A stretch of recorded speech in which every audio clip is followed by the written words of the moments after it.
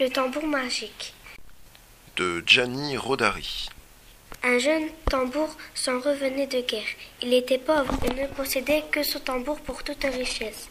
Mais il était quand même heureux car il revenait chez lui après de longues années. On l'entendait jouer de loin. Rataplan, plan, plan. Après avoir longtemps marché, il rencontre une petite vieille. Beau soldat, donne-moi un sou. Je t'en donnerai 2, et même une douzaine si j'en avais, grand-mère. Mais vraiment, je n'en ai pas. Tu en es sûre? J'ai fouillé mes poches toute la matinée et je n'y ai rien trouvé. Regarde encore, regarde bien. Dans mes poches, je veux bien essayer de nouveau pour te faire plaisir. Mais je suis certain. Tiens, qu'est-ce que c'est que ça? Un sou, tu vois bien que tu en avais. Je te jure que je ne le savais pas. C'est incroyable. Tiens, je te le donne volontiers, car je pense que tu dois en avoir plus besoin que moi. Merci, beau soldat, dit la petite vieille. Moi aussi, je vais te donner quelque chose. Vraiment? Mais je ne veux rien. Si, je vais t'apprendre un tour de magie. Voilà, chaque fois que tu battras de ton tambour, tout le monde se mettra immédiatement à danser. Merci, grand-mère. C'est vraiment un tour épatant. Attends, je n'ai pas fini. Tout le monde devra danser et ne pourra s'arrêter que si tu cesses de jouer. Très bien. Je ne sais pas encore ce que je ferai de ce tour de magie, mais je sens que cela me servira. Cela te sera très utile. Tu verras. Adieu, beau soldat. Adieu, grand-mère. Et le petit soldat reprend le chemin de sa maison. Il marche longtemps encore. Tout à coup, 3 brigands surgissent de la forêt. La bourse ou la vie? Faites donc, prenez la bourse, mais je vous préviens, elle est vide. Les mains en l'air, ou tu es mort. J'obéis, messieurs les brigands. Où mets-tu ton argent? Moi, j'en mettrai même dans mon chapeau. Le brigand regarde dans le chapeau. Il n'y a rien. De l'argent, j'en mettrai même dans mon oreille. Il regarde dans l'oreille, toujours rien. Je vous dis que j'en mettrai même sur le bout de mon nez si j'en avais. Les brigands regardent, cherchent, fouillent. Ils ne trouvent évidemment pas le moindre centime. Tu es vraiment un gueux, dit le chef des brigands. Eh bien, tant pis, nous allons prendre ton tambour. Oh oui, prenez-le, soupire le petit soldat. J'ai de la peine à m'en séparer, car il m'a longtemps tenu compagnie. Mais si vous le voulez vraiment, oui, nous le voulons. Avant de l'emporter, laissez-moi vous jouer un air. Vous saurez ainsi comment vous en servir. D'accord? D'accord. Vas-y, joue. Voilà, dit le jeune tambour. Moi, je joue et vous, rataplan. Et vous, vous dansez. Il fallait les voir danser, ces 3 gredins. On aurait dit 3 ours sur un champ de foire. Tout d'abord, cela les amusa, ils riaient et plaisantaient. Courage, jeune tambour, en avant pour une valse. Et maintenant la polka, petit tambour, et va pour un mambo.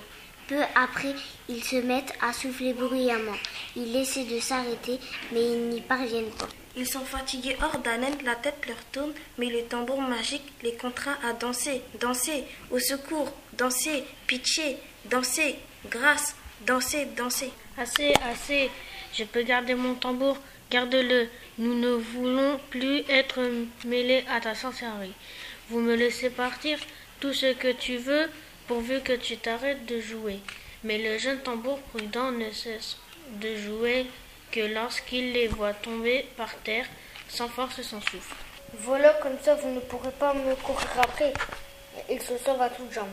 Par précaution, il donne de temps en temps quelques coups de baguette sur son tambour. Aussitôt, les lièvres dans leurs terriers, les écureuils sur leurs branches, les chouettes dans leurs nids, réveillés en plein jour, se mettent à danser. Hardiment, le brave tambour poursuit sa route pour rentrer chez lui. Premier épilogue. Il marche longtemps, le jeune tambour, puis il pense, ce tour de magie va faire ma fortune. Au fond, j'ai été stupide. Avec les brigands, j'aurais pu prendre leur argent. J'ai presque envie d'y retourner. Et déjà, il s'apprête à revenir sur ses pas. Quand il voit apparaître une diligence au bout du chemin, cela me convient parfaitement. Les cheveux au trot font tintinabulé leur grelot. Le postillon, sur son siège, sifflote un air joyeux. Un gendarme est assis près de lui. « Salut, beau tambour. Tu veux monter ?»« Non, je suis bien ici. »« Alors, Ôte-toi de là, nous devons passer un moment. Dansez d'abord un peu. Rataplan, plan, plan. L'instrument résonne. Les chevaux commencent à danser. Le postillon se lève et se démène comme un beau diable. Il danse le gendarme qui a laissé tomber son fusil. Il danse les passagers. Il faut vous dire que cette diligence transportait l'or d'une banque. 3 caisses pleines au moins 300 kilos.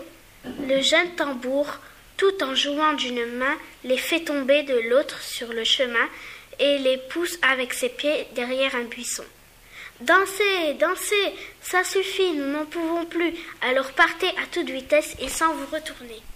La diligence repart sans son précieux chargement et notre jeune tambour est riche. À millions, il peut désormais se faire construire une belle maison, vivre de ses rentes, épouser la fille d'un roi. Et quand il lui faut de l'argent, il n'a pas besoin d'aller à la banque. Son tambour lui suffit. Deuxième épilogue. Il marche tout le temps, le jeune tambour, puis il voit un chasseur qui s'apprête à tirer son griffe. Rataplan, plan, plan. Le chasseur laisse tomber sa carabine et se met à danser. La griffe s'enfuit. Misérable, tu me le payeras. Pour l'instant, danse et crois-moi, à l'avenir, ne tire plus sur les oiseaux.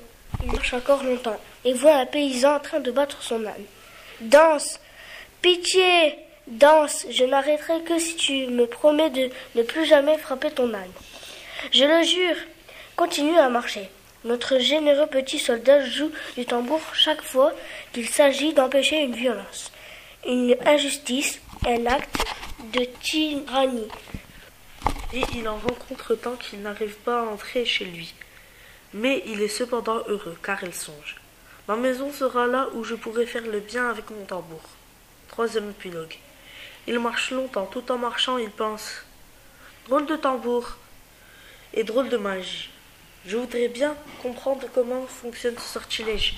Il observe les baguettes, les retourne dans tous les sens. Elles ressemblent à 2 petits bouts de bois quelconque.